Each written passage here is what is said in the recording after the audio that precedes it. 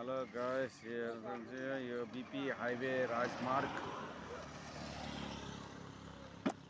यहाँबाट सिधै काठमाडौँ जाने बाटो हो।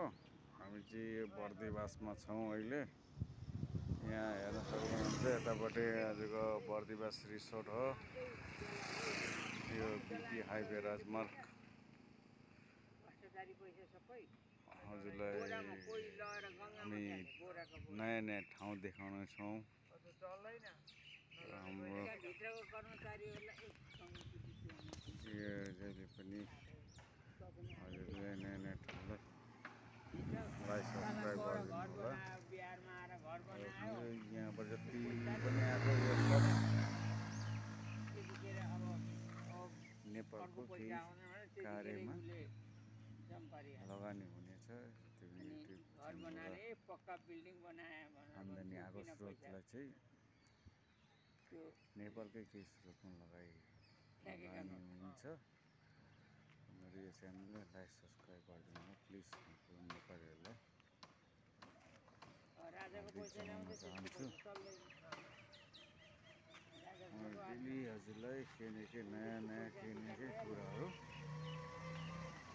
च्यानलमा देखिरहेको छु।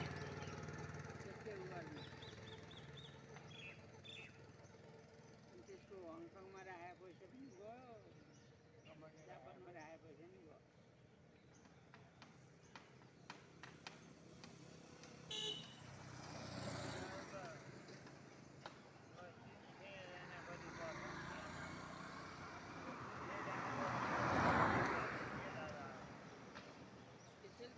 तलतिर चाहिँ बर्दिवास हो। अब यो ट्रक गाडी पनि बर्दिवास आइरहेका छन्।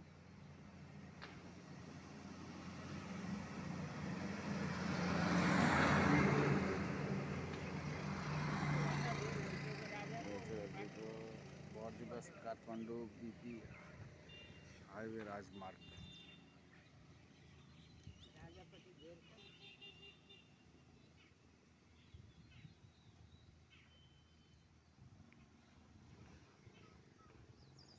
रविलाई धुने पनि यी अरू पार्टीको भन्दा धेरै रवि बढी छन् मान्छे। बुटोल कारागारमा पुगेका छन्। नदी यिनीहरू यत्तिकै ताती नदिखेर सबै देखाएको छ। जम्मै लाइन ताती लागेर